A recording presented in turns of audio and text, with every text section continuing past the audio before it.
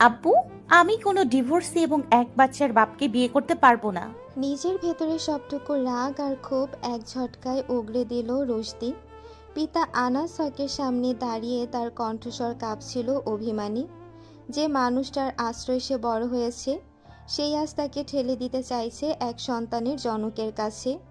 আনাস হক অস্থির হয়ে মেয়ের দিকে তাকালেন। পরিস্থিতি সামাল দেওয়ার স্বরে বললেন, সমস্যাটা কোথায় মা? মন্ত্রী ছেলে সে, টাকা পয়সার কোনো অভাব হবে না তোর। ছেলেটার বয়সটা তো তেমন বেশি না, শুধু আগের পক্ষের একটা ছেলে আছে, এই তো। সুখী থাকবি মা, ওনারা নিজ থেকে প্রস্তাব পাঠিয়েছেন, এমন ঘর আর পাবি না, রাজি হয়ে যা। পিতার মুখের এই যুক্তিগুলো রুশদির কানে সীসার মতো বিঁধল। সে অবিশ্বাস্য দৃষ্টিতে চেয়ে রইল তার জন্মদাতার দিকে। মানুষের লালসা যে কতটা কুৎসিত হতে পারে তা আজ সে নিজের ঘরে বসেই টের পাচ্ছে। স্রেফ টাকার লোভে একজন বাবা তার মেয়েকে একজন ডিভোর্সি লোকের হাতে তুলে দিতে চাইছেন। মুহূর্তের জন্য রুশদির মনে সন্দেহ জাগলো। ইনি কি তার সেই বাবা? মা মারা যাওয়ার পর সৎমা ঘরে আসার পর থেকে সব বদলে গিয়েছিল, কিন্তু সেই বদল যে এতটা ভয়ঙ্কর হবে তা সে কল্পনাও করেনি। রুশদি শান্ত অথচ তীক্ষ্ণ গলায় প্রশ্ন করল, আব্বু, তুমি আসলেই আমার জন্মদাতা পিতা তো? আনাস হক কিছুটা থতমত খেলেন, তারপর কাচুমাচু করে বললেন, এভাবে বলিস না মা, দেখ ঘরে তোর সৎ মা, দাদি, ছোট ভাই, সবার খরচ সামলানো আমার একার পক্ষে আর সম্ভব হচ্ছে না। তুই বিয়েটা করলে তুইও সুখে থাকবি, আমাদেরও সুদিন ফিরবে। ওনারা নগদ টাকা আর কিছু সোনার গয়না দেওয়ার কথা বলেছে। বাবার মুখ থেকে নগদ টাকা আর গহনার কথা শুনে রুশদির ঘেন্নায় গা গুলিয়ে উঠল। তার মনে হলো সামনে দাঁড়িয়ে থাকা মানুষটি কোনো পিতা নন, বরং এক কসাই, যে নিজের মেয়ের কপালে দামের ট্যাগ ঝুলিয়ে দিচ্ছে। যে বেশি দামে কিনতে পারবে তার জন্যই কোরবানি করে দিবে। রুশদি ঘৃণায় মুখ ফিরিয়ে নিল। পরক্ষণেই আবার তীব্র আক্রোশে বাবার চোখের দিকে তাকিয়ে দাঁতে দাঁত পিষে বলল, জীবনে অনেক লোভী মানুষ দেখেছি আব্বু, কিন্তু তোমার মতো নীচ আর লোভী কাউকে দেখিনি, যে টাকার নেশায় নিজের সন্তানকেও বাজারে বেচে দিতে দ্বিধা করে না। রুশদির কণ্ঠের তীব্র ঘৃণা আনাস হকের গায়ে লাগলো না। লোভ মানুষের বিবেককে কতটা অন্ধ করে দিতে পারে তিনি তার জ্যান্ত প্রমাণ। মন্ত্রীর ছেলের সঙ্গে মেয়ের বিয়ে দিতে পারলে শুধু তার অভাব ঘুচবে না, বরং সারা জীবনের জন্য পকেটটা বেশ গরম থাকবে। এই এক চিন্তায় তিনি হিতাহিত জ্ঞান হারিয়েছেন। নিজের নির্লজ্জতা আড়াল করার বিন্দুমাত্র চেষ্টা না করে তিনি আবারও বললেন, মারে, আমার কথাটা শোন, ছেলেটার সাথে অন্তত একবার দেখা কর। ও আজই তোর সাথে কথা বলতে চেয়েছে, হয়তো তোর মতো বদলে যেতে পারে। রুশদি সোজা হয়ে দাঁড়িয়ে জেদি গলায় বলল, অসম্ভব আব্বু, আমি ওই লোকের সাথে দেখা করব না, যাকে বিয়ে করার প্রশ্নই ওঠে না। তার সাথে দেখা করে সময় নষ্ট করার কোনো মানেই হয় না। ঠিক তখনই পাশের ঘর থেকে পর্দার আড়াল ঠেলে বেরিয়ে এলেন রুশদির সৎমা নাহিদা। বাঁকা হেসে টিপ্পনি কেটে বললেন, আরে রাখো তো তোমার জেদ। রাজপুত্রের মতো ওরকম একটা ছেলে কি আর এই জন্মে তোমার কপালে জুটবে? অত কথা না বাড়িয়ে চুপচাপ ছেলেটার সাথে দেখা করতে যাও। নাহিদার কথাগুলো তপ্ত তেলের মতো রুশদির গায়ে গিয়ে লাগলো। সে ক্ষিপ্ত হয়ে বাবার দিকে তাকিয়ে চেঁচিয়ে উঠল, তোমার বউকে চুপ করতে বলো আব্বু, আমি স্পষ্ট জানিয়ে দিয়েছি আমি ওই লোককে বিয়ে করব না, মানে করব না। নাহিদা দমে যাওয়ার পাত্রী নন। তিনি এবার গলা আরো উঁচিয়ে কর্কশ স্বরে বললেন, বিয়ে করবে না মানে? এই ছেলেকে বিয়ে না করলে এ বাড়িতে আর ভাত জুটবে না তোমার, সেটা বলে দাও তো তোমার আদরের মেয়েকে। রুশদি চরম অপমানে মুখ বাঁকিয়ে পাল্টা জবাব দিতে চাইল। নিজের এতই যদি পছন্দ হয় তবে আ কথাটা শেষ করার আগেই আনাস হক রুশদির হাত চেপে ধরলেন। প্রায় অনুনয় বিনয় করে মেয়ের পায়ে পড়ার মতো অবস্থা করে বললেন, মারে, আর তর্ক করিস না, দোহাই লাগে তোর, আমার মানটা রাখ। অন্তত একবার ছেলেটার সাথে দেখা কর, তারপর যা করার করিস। বাবার অনুরোধ দেখে রুশদির ভেতরটা গুমড়ে উঠল। ঘৃণার ক্ষোভের সংমিশ্রণে সে বাবার দিকে চেয়ে রইল কিছুক্ষণ। শেষমেশ মন না চাইল এই অনুরোধটা সে ঠেলতে পারল না। দীর্ঘশ্বাস ফেলে ক্লান্ত স্বরে বলল, ঠিক আছে, দেখা করতে যাব, কিন্তু মনে রেখো আব্বু, আমি শুধু দেখা করতেই যাচ্ছি, বিয়ে আমি কিছুতেই করব না। খানবাড়ির তৃতীয় তলায় সেই বিশাল ঘরটা এখন অন্ধকারচ্ছন্ন। পর্দার ফাঁক দিয়ে আসা ম্লান আলোটুকুও যেন ফারাজের ঘুমের ব্যাঘাত ঘটাতে পারছে না। ফারাজ নিজের রুমে উপর হয়ে অঘরে ঘুমোচ্ছে, আর তার ঠিক পাশে গুটিসুটি মেরে শুয়ে আছে ছোট্ট শের, ফারাজের কলিজার টুকরো ছেলে। দুই বাপ ছেলের ঘুমের ধরন দেখে মনে হচ্ছে যেন কোনো মহাযুদ্ধ জয় করে গভীর বিশ্রামে মজেছে তারা। ঠিক সেই মুহূর্তে রুমে ঢুকলেন রাইমা খান। লাইটটা অন করতেই পুরো ঘরের অবস্থা দেখে তার চোখ কপালে উঠে গেল। বিছানাময় ছড়িয়ে ছিটিয়ে আছে চিপসের খালি প্যাকেট আর কোকাকোলার ক্যান। রাইমা খান রাগে ফুঁসতে ফুঁসতে বড় বড় পা ফেলে বেডের পাশে গিয়ে দাঁড়ালেন। ফারাজ, রুমের একই অবস্থা করে রেখেছো তোমরা দুজন? ফারাজ ওঠ, বলছি ওঠ, কটা বাজে খেয়াল আছে? রাইমা খান ফারাজের শরীরে ধাক্কা দিয়ে উচ্চস্বরে ডাকতে লাগলেন। এখনো মরার মতো পড়ে পড়ে ঘুমাচ্ছে। মনে নেই আজ রুশদির সাথে দেখা করতে যাওয়ার কথা? তাড়াতাড়ি ওঠ। এই শের, তুমিও ওঠো। ফারাজ একটু নড়াচড়া করলো ঠিকই, কিন্তু চোখ মেলার নাম নেই।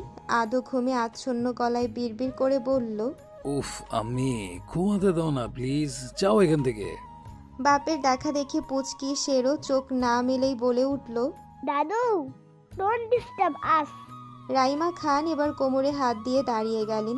জেদি দুই বাপ ছেলের কাণ্ড দেখে তার মেজাজ এখন তুঙ্গে। বাপ যেমন হয়েছে ছেলেও হয়েছে ঠিক তেমন। এই যে তোমরা উঠবে, আমি আর ডাকবো না কিন্তু। রাইমার শেষ সতর্ক বাণীও কোনো কাজে এলো না। দুই বাপ ছেলে যেন ঘুমের রাজ্যে আরো গভীরে ডুব দিল। রাইমা বেগম এবার মরিয়া হয়ে শেষ চালটা চাললেন। ফারাজ, তোমার যদি রুশদির সাথে দেখা করতে যেতে দেরি হয়, তবে তোমার আব্বু আমাকে এক গাদা কথা শোনাবে। অন্যের জন্য আমি কেন কথা শুনবো? তুমি কি নিজের ইচ্ছায় উঠবে, নাকি তোমার বাবাকে ডেকে আনবো? ফারাজ, বলছি ওঠ। ফারাজ কানে বালিশ চেপে ধরে বিরক্তিমাখা স্বরে বলল। রুশদিকে আম্মি। ছেলের এমন স্মৃতিভ্রম দেখে রাইমা খানের মেজাজ সপ্তমে চলল। তিনি প্রায় চিৎকার করে বললেন, রুশদিকে মানে? ফারাজ, তুমি কি আমায় খেপিয়ে দেওয়ার কায়দা শিখছো? যার সাথে তোমার বিয়ে ঠিক হয়েছে তার নামটাও কি ভুলে গেছো? ফারাজ এবার অনিচ্ছা সত্ত্বেও উঠে বসলো। মায়ের উপর চূড়ান্ত বিরক্তি ঝেড়ে বলল, উফ আম্মি, এ অসময় না ডাকলে কি হতো? আর একটু ঘুমাতে দিলে কি মহাভারত অশুদ্ধ হয়ে যেত? রাইমা খান কঠোর গলায় নির্দেশ দিলেন। উঠেছো যখন, এখন বাজে বকবক না করে ফ্রেশ হয়ে তৈরি হয়ে নাও। বলেই তিনি গটগট করে রুম থেকে বেরিয়ে গেলেন। ফারাজ দু হাতে চোখ কষলে নিজের ঘুমটা তাড়ানোর চেষ্টা করলো। একটা দীর্ঘ হাই তুলে পাশে থাকা শেরকে টোকা দিয়ে ডাকলো। বাবা ওঠো, চলো মিটিংটাকে সেটিং করে আসি। কিছুক্ষণ পর রাইমা খান আবারও ফারাজের রুমে এলেন। ততক্ষণে কাজের লোক এসে ছড়ানো ছিটানো ঘরটা পরিপাটি করে গুছিয়ে দিয়ে গেছে। ফারাজ আর শের বাপ ছেলে দুজন মিলে আয়নার সামনে দাঁড়িয়ে চুল ব্রাশ করছে। শেরকে রাজপুত্রের মতো পরিপাটি হতে দেখে রাইমা খান ভ্রুকুচকে প্রশ্ন করলেন, শের, তুমি কোথায় যাচ্ছ? শের দাদির দিকে ফিরে চটপটে গলায় উত্তর দিল। পাপার সাথে যাচ্ছি। রাইমা খান এবার ফারাজের দিকে তাকিয়ে ঝাঁঝালো গলায় বললেন, ফারাজ, তুমি একটা মেয়েকে দেখতে যাচ্ছ, বলতে গেলে ডেটে যাচ্ছ, সেখানে শেরকে কেন নিতে হবে? ফারাজ আয়না থেকে চোখ না সরিয়ে চুলে ব্রাশ চালাতে চালাতে পাল্টা প্রশ্ন করল। সো হোয়াট, তাতে সমস্যা কোথায়? ফারাজ, তোমার এই হবহীন ভাবলেশীন কথাবার্তা আমার একদম ভালো লাগে না। তুমি কি বুঝতে পারছো না বাচ্চার সাথে নিয়ে গেলে পরিবেশটা কেমন হবে? ফারাজ এবার ব্রাশটা রেখে মায়ের দিকে ঘুরে দাঁড়ালো। তার চোখে মুখে এক গভীর গাম্ভীর্য। সিরিয়াস ভঙ্গিতে সে বলল, আমি গেলে সেরও যাবে আম্মি। তোমাদের পছন্দের সেই মেয়ের আগে থেকেই জেনে রাখা উচিত যে তার হবু স্বামীর একটা ছেলে আছে। বিয়ের পর হঠাৎ করে জানবে আর তখন আমার শেরের সাথে রুড বিহেভ করবে, এসব আমি একদম মেনে নেব না। তোমাদের জোরাজোরিতে আমি এই বিয়েতে রাজি হয়েছি, নইলে তো ম্যারেজ ইজ ফুড আমার কাছে। আমি যেমন, ওই মেয়েকে আমাকে সেইভাবেই মেনে নিতে হবে। অ্যান্ড ছেলের যুক্তি আর জেদের সামনে রাইমা খান হার মানলেন। তিনি হাত তুলে বললেন, ওকে ওকে, কুল, ঠিক আছে, তুমি যা ভালো মনে করো তাই করো। ওকেই সাথে নিয়ে যাও, তাও অন্তত দেখা করতে তো যাও। ফারাজ এবার বিজয়ী হাসি হেসে বলল, দ্যাটস লাইক মাই মম। ঢাকার এক 5 স্টার রেস্টুরেন্টের কেবিনে রুশদি এখন সারফরাজ খানের মুখোমুখি বসে আছে। ফারাজের ঠিক পাশেই বসেছে তার মিনি ভার্সন শের। দুই বাপ ছেলের পরনে একই রকম নীল সাদা চেক শার্ট। তারা যেন একে অপরের কার্বন কপি। রুশদি তীক্ষ্ণ চোখে তাদের লক্ষ্য করছে, কিন্তু ফারাজ বাসের কারোরই মনোযোগ তার দিকে নেই। দুজনে মিলে মহাব্যস্ত হয়ে সামনে খাবারগুলো সাবার করতে লেগেছে। বিস্ময়কর ব্যাপার হলো তাদের খাওয়ার ধরনটাও একদম একরকম। মাঝে মধ্যে বাপ ছেলে একে অপরের দিকে তাকিয়ে চোখের ইশারায় যেন কোনো গোপন সংকেত আদান প্রদান করছে। রুশদির মেজাজ ক্রমশ তেতো হয়ে উঠছে। এই লোক কি কোনো ম্যানার্স জানে না? সামনে একজন লেডি বসে আছে, সেদিকে ভ্রুক্ষেপ নেই। নিজের ছেলের সাথে চটপটে ভঙ্গিতে খাবার গিলছে। ফারাজের এই খামখেয়ালি আর বিদঘুটে আচরণ রুশদির মনে শুরুতেই একটা নেতিবাচক ছাপ ফেলে দিল। সে মনে মনে ভাবল, অসভ্য আর ম্যানারলেস একটা লোক, প্রথম দেখাতেই মন মেজাজটা বিষিয়ে দিল। ফারাজ দেখতে সুদর্শন হতে পারে, মন্ত্রীর ছেলেও হতে পারে, কিন্তু রুশদির মাপকাঠিতে সে একদমই জিরো। ফারাজের উপর যে বিরক্তির দেয়ালটা রুশদি মনে মনে তৈরি করে ফেলেছে তা সহজে ভাঙার নয়। খাওয়া শেষ করে ফারাজ এবার আয়েশ করে বসলো। সে হাত গুটিয়ে নিজের চিরাচরিত অ্যাটিটিউড নিয়ে রুশদির চোখের দিকে তাকালো। রুশদির চোখে মুখে তখন স্পষ্ট বিরক্তি আর অবহেলার ছাপ। অন্যদিকে ছোট্ট শের বড় বড় চোখে একবার বাবার দিকে তাকাচ্ছে তো পরক্ষণেই রুশদিকে দেখছে। দুজনের মাঝে বিরাজমান এই অদ্ভুত নীরবতার মানে বাচ্চাটার ছোট্ট মাথায় ঠিক ঢুকছে না। সে হয়তো ভাবছে এরা কথা না বলে এভাবে মূর্তির মতো একে অপরের দিকে কেন তাকিয়ে আছে। ফারাজ টেবিল থেকে হাত নামিয়ে একটু আয়েশ করে নড়ে চড়ে বসলো। পিনপতন নীরবতা ভেঙে অনেকটা সরাসরি রুশদিকে প্রশ্ন ছুড়ে দিল। আমাকে বিয়ে করতে আপত্তিটা ঠিক কোথায়? রুশদি তরিত উত্তর দিল না, বরং পাল্টা প্রশ্ন করল, আপনার বয়স কত? 29। আপনি আমার থেকে পাক্কা 10 বছরের বড়। ফারাজ যেন আকাশ থেকে পড়ল। ভ্রুকুচকে নির্বিকার ভঙ্গিতে বলল, সো তাতে কি হয়েছে? তো আমি আপনাকে বিয়ে করব না, ব্যাস। ফারাজ চরম বিরক্তি নিয়ে লম্বা একটা দীর্ঘশ্বাস ফেলল। কণ্ঠস্বর কিছুটা চড়িয়ে বলল, তোমার কাছে কি আর কোনো বেটার অপশন আছে? ছোট্ট সব স্টুপিড কথাবার্তা। ফারাজ একবার আর চোখে 19 বছরের মেয়েটিকে পরখ করে নিল।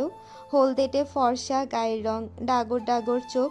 মেয়েটি দেখতে নিঃসন্দেহে সুন্দরী, তবে মেয়েটার হয়তো ইগো প্রবলেম আছে। ফারাজ পরক্ষণেই চোখ সরিয়ে নিল।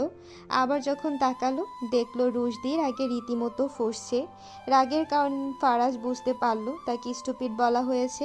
রুশদি দাঁতের দাঁত চেপে কিটমিট করে বলল, আমি স্টুপিড? আপনি নিজেকে কি মনে করেন? খুব স্মার্ট, তাই না? ফারাজের ঠোঁটের কোণে একটা বাঁকা হাসি ফুটে উঠল। আত্মবিশ্বাসের সাথে বলল, অবভিয়াসলি আই অ্যাম। রুশদি মুখটা বিকৃত করে বিড়বিড় করে বলতে লাগলো, কই আগরতলা আর কই চৌকির তলা। ফারাজ সবটা পরিষ্কার শুনতে না পেলেও আঁচ করতে পারল। ভ্রুকুচকে জিজ্ঞেস করলো, হে মে, বিড়বিড় করে কি বলছো শুনি? রুশদি ভেংচি কেটে বলল, আপনি তো খুব স্মার্ট, তাই আপনার একটু প্রশংসা করলাম আর কি। ফারাজ এবার সোজা হয়ে বসলো। কণ্ঠস্বর কিছুটা গম্ভীর করে বলল, দেখো মে, তুমি কি আমার সাথে ঝগড়া করার তাল খুঁজছো? বলে দিচ্ছি, তোমার সাথে তক্কাতক্কি করার মুড আমার একদম নেই। আমারও বয়ে গেছে আপনার সাথে ঝগড়া করতে। আমার না আপনার উপর মুড আছে আর না আপনার ঝগড়ার উপর। আমার উপর মুড নেই মানে? এই মে, নিজের চেহারা কোনোদিন আয়নায় দেখেছো? তোমার চেয়ে 1000 গুণ সুন্দরী 100টা মেয়ে এই সারফরাজ খানের পেছনে 24 ঘন্টা লাইন দিয়ে করে। এটা তোমার নেহাত কপাল যে আমি তোমাকে বিয়ে করতে রাজি হয়েছি, নয়তো। কথাটা শেষ না করেই একটা বিদ্রুতাত্মক হাসি হাসলো ফারাজ। এরপর অবহেলার ভঙ্গিতে মুখ ঘুরিয়ে অন্যদিকে তাকিয়ে রইল। রুশদিও ঠোঁটের কোণে তাচ্ছিল্যের হাসি ফুটিয়ে তুলল। পাল্টা আঘাত করে বলল, একবার ভেবে দেখুন তো, আপনার কপালটা ঠিক কতটা খারাপ হলে ওই 100টা মেয়েকে রেখে আমার মতো একটা মেয়ের কাছে আপনার বিয়ের প্রস্তাব নিয়ে আসতে হয়। ফারাজ চোখ রাঙিয়ে বলল। এই মে, তুমি কিন্তু বড্ড বেশি কথা বলছো। রুশদি এবার কৃত্রিম হাসিতে মুখ ভরিয়ে বলল, ওটা আমার জন্মগত স্বভাব, আমি একটু বেশি কথা বলি। তবে এই বেশি কথার মাঝে আপনাকে একটা জরুরি কথা বলে রাখি। আমার চেয়ে 10 বছরের বড় কোনো বুড়ো লোককে বিয়ে করার শখ আমার নেই। আর সেই লোকটা যদি আপনি হন তবে তো প্রশ্নই ওঠে না, কারণ আপনি স্রেফ একজন বেয়াদ্দপ আর ম্যানারলেস লোক। এক নিঃশ্বাসে কথাগুলো বলে থামলো রুশদি। তার প্রতিটি শব্দ ফারাজের কানে তপ্ত সীসার মতো বিঁধল। ফারাজ রাগে ফেটে পড়ার উপক্রম হলো। সে কেবল শেরের মুখের দিকে তাকিয়ে এই বিয়েতে রাজি হয়েছিল। ছোট্ট শের প্রায় তার কাছে আবদার করে তার একটা মা চাই। মূলত শেরই এক প্রকার রুশদিকে তার মা হিসেবে পছন্দ করে বসে আছে। নৈরামন ঠোঁটকাটা মেয়ের সাথে ফারাজ কফি খেতে বসতেও ঘৃণাবোধ করত। ফারাজ এবার তুড়ি বাজিয়ে রুশদির দিকে আঙ্গুল উঁচিয়ে ধরল, চিবিয়ে চিবিয়ে বলল, শোনো মে, আমি নিজের জন্য কোনো বউ না, আমি আমার ছেলের জন্য একজন মা খুঁজছি। বুঝতে পেরেছ স্টুপিড গার্ল? তোমার প্রতি আমার কোনো ইন্টারেস্ট নেই, তাই আমার বয়স নিয়ে তোমার মাথা না ঘামালেও চলবে। রুশদি ভ্রু কুঁচকে প্রশ্ন করল, আপনি ঠিক কি বোঝাতে চাচ্ছেন? সহজ কথা, আমাদের বিয়ে হলে তুমি হবে শুধুই আমার ছেলের মা, আমার বউ নও। শুনে রুশদি হো হো করে হেসে উঠল। সেই হাসিতে ছিল চরম বিদ্রুপ। বাহ, চমৎকার যুক্তি। তার মানে বিয়েটা আরো করা যাবে না, আর আমি আপনাকে বিয়ে করব অথচ আপনি আমার স্বামী হবেন না। আমি হব শুধুই আপনার ছেলের আয়া মার্কা বউ, আয়া মার্কা মা। হ্যাঁ, এটা কি পৃথিবীর কোনো মেয়ে মেনে নেবে ভেবেছেন? আর শোনেন ভাই, আপনার সাথে আমার বয়সের পার্থক্য কম থাকলেও আপনার যদি কোনো ছেলে নাও থাকতো কিংবা আপনি ডিভোর্সি নাও হতেন, তবু আমি আপনাকে বিয়ে করতাম না। কারণ কি জানেন? আপনি একটা কাণ্ডজ্ঞানহীন ম্যানারলেস লোক। প্রথম দেখায় একটা মেয়ের সাথে কিভাবে কথা বলতে হয় সেই ন্যূনতম জ্ঞানটুকুও আপনার নেই। সো আমি আপনাকে রিজেক্ট করছি। ফারাজ এবার পুরোপুরি মেজাজ হারিয়ে ফেলল। এতক্ষণ কেবল ছেলের মুখের দিকে তাকিয়ে সে নিজের ভেতরের আগ্নেয়গিরিটা চেপে রেখেছিল, কিন্তু রুশদির শেষ কথাগুলো তাকে চেতিয়ে দিল। ফারাজ আর নিজেকে সামলাতে পারল না। সে চিৎকার করে বলে উঠল, তোমার মতো একটা স্টুপিড ইডিয়েট আর ননসেন্স মেয়েকে বিয়ে করার শখ আমারও নেই। তুমি আমাকে রিজেক্ট করার কে? হ্যাঁ, আমি তোমাকে রিজেক্ট করলাম। বলেই ফারাজ এক ঝটকায় শেরের হাত ধরে নিজের সিট থেকে উঠে দাঁড়ালো। ফারাজকে দেখে রুশদিও দমে যাওয়ার পাত্রী নয়, সেও পাল্লা দিয়ে উঠে দাঁড়ালো। ফারাজ যখন শেরকে এক প্রকার টেনে নিয়ে চলে যেতে উদ্যত হলো, তখন রুশদি পেছন থেকে চেঁচিয়ে বলল, আপনি একটা স্টুপিড, আপনি ইডিয়েট, আপনি একটা আস্ত ননসেন্স। আপনার মতো অসভ্য বুড়ো লোককে মরে গেলেও আমি বিয়ে করব না। ফারাজ মাঝপথে থেমে পেছন ফিরে তাকালো। তার চোখে মুখে চরম তাচ্ছিল্য। সে দাঁত কিরমির করে বলল, হ্যাঁ, তোমার মতো মেন্টাল আর তরছিরা মেয়েকে কে বিয়ে করবে শুনি? মন্ত্রীর ছেলে আমি, এক তুড়িতে তোর মতো 10টা মেয়েকে আমি হাজির করতে পারি। যা ভাগ এখান থেকে। গটগট করে পা ফেলে ফারাজ রেস্টুরেন্ট থেকে বেরিয়ে গেল। রুশদি পেছন থেকে আরও অনেকগুলো কড়া আর উল্টাপাল্টা কথা শোনালো বটে, কিন্তু ফারাজ তার একটা কথাও কানে তুলল না। তবে যাওয়ার সময় ছোট্ট শের বারবার পেছন ফিরে রুশদির দিকে তাকাচ্ছিল। সে নিষ্পাপ চোখের দৃষ্টিতে ছিল এক বুক হাহাকার আর অদ্ভুত এক মায়া। বাচ্চাটা মুখ কালো করে বিষণ্ণ মনে তার বাবার সাথে চলে যাচ্ছিল। শেরের ওই করুণ চাহনি দেখে রুশদির মুখের সব তপ্ত বাক্য যেন মাঝপথে আটকে গেল। কিছুক্ষণ আগে যে মেয়েটি তেজি গলায় ফারাজকে তুলোধনা করছিল, সে হঠাৎই স্তব্ধ হয়ে গেল। শেরের জন্য তার বুকের গহীনে কেমন একটা মোচড় দিয়ে উঠল। অজান্তেই জন্মানো এক অদ্ভুত মায়া। রুশদি দীর্ঘক্ষণ পাথরের মতো দাঁড়িয়ে অপলক চোখে শেরের চলে যাওয়ার পথের দিকে তাকিয়ে রইল। ফারাজ যখন খান বাড়িতে পা রাখলো, তখন তার চোখে মুখে আগুন ঝরছে। ড্রয়িং রুমে ঢুকেই সে এক প্রকার যুদ্ধের দামামা বাজিয়ে দিল। তার চিৎকারে পুরো খান বাড়ি যেন ভূমিকম্পের মতো কেঁপে উঠল। রাইমা খান ছেলেকে শান্ত করার চেষ্টা করলেন, কিন্তু ফারাজের কানে তখন কোনো কথাই ঢুকছে না। তার অবস্থা দেখে মনে হচ্ছে সুযোগ পেলে সে মাইকিং করে পুরো এলাকাকে নিজের অপমানের কথা জানিয়ে দেবে। দাঁতে দাঁত চেপে ফারাজ গর্জে উঠল, আমি তোমার পছন্দের মেয়ের সাথে আমার বিয়ে ঠিক করেছো না? আজ তো একটা বাচাল মেয়ে, কার সাথে কিভাবে কথা বলতে হয় সেই ন্যূনতম শিক্ষা নেই তার। ভাবতে পারো আমি ওই মেয়ে সরাসরি আমাকে রিজেক্ট করে দিয়েছে। হ্যাঁ, আমাকে রিজেক্ট করার সাহস পায় কোত্থেকেও? কি লেভেলের বেয়াদব হলে একটা মেয়ে মুখের উপরে বলতে পারে আমি আপনাকে রিজেক্ট করছি? ছেলে নামুর রূপ দেখে রাইমা খানের ভ্রু কুঁচকে গেল। রুশদি যদি সত্যি সরাসরি এমন কথা বলে থাকে, তবে কাজটা সে মোটেও ঠিক করেনি। তিনি ধীর কণ্ঠে শুধালেন, রুশদি কি সত্যি সত্যি তোমাকে সরাসরি এই কথা বলেছে? হ্যাঁ, আমি তোমার শখের হবু পুত্রবধূ আমার মুখের উপরে বলে দিয়েছে সব। তার নাকি আমাকে পছন্দ হয়নি। কারণ কি জানো? আমি নাকি বুড়ো, তার থেকে 10 বছরের বড় বলে আমি বুড়ো লোক। লাইক সিরিয়াসলি আমি বুড়ো, এই মেয়ে বলে আমি বুড়ো। ফারাজের কণ্ঠ দিয়ে যেন তখনও আগুন ঝরছিল। ছেলের জেদ সম্পর্কে রাইমা খান ভালোভাবেই জানে। একবার যদি সে বেঁকে বসে তবে তাকে ফেরানো অসম্ভব। তিনি নরম গলায় বললেন, আচ্ছা, আমি রুশদির সাথে কথা বলছি, তুমি আপাতত শান্ত হও তো। কিসের শান্ত হব আমি? ওই মেয়ে আমাকে অপমান করেছে, আমি ওকে কোনোভাবেই বিয়ে করবো না, ব্যাস। রাইমা খান পরিস্থিতি সামাল দিতে আবারও বললেন, বললাম তো, আমি দেখছি বিষয়টা। কিন্তু কার কথা কে শোনে? মায়ের আশ্বাস ফারাজের কানে পৌঁছালো না। সে নিজের উত্তেজনার পারও তারও বাড়িয়ে দিয়ে বলল, কিসের কথা আমি? ওই মেয়েকে আমি বিয়ে করছি না মানে করছি না। এখন এই মেয়ে যদি আমার পা ধরেও মাপ চায় তবুও আমি তাকে মাফ করব না। আসলে একটা মেন্টাল মেয়ে, ন্যূনতম কমন সেন্স নেই ওর মধ্যে। ফারাজের রাগ মেশানো কথাগুলো ড্রয়িং রুমের দেয়ালগুলোতে আছড়ে পড়তে লাগলো। আর রাইমা খান চুপ করে গেলেন। ভাবলেন, এই ছেলে সে বুঝাবে কি করে?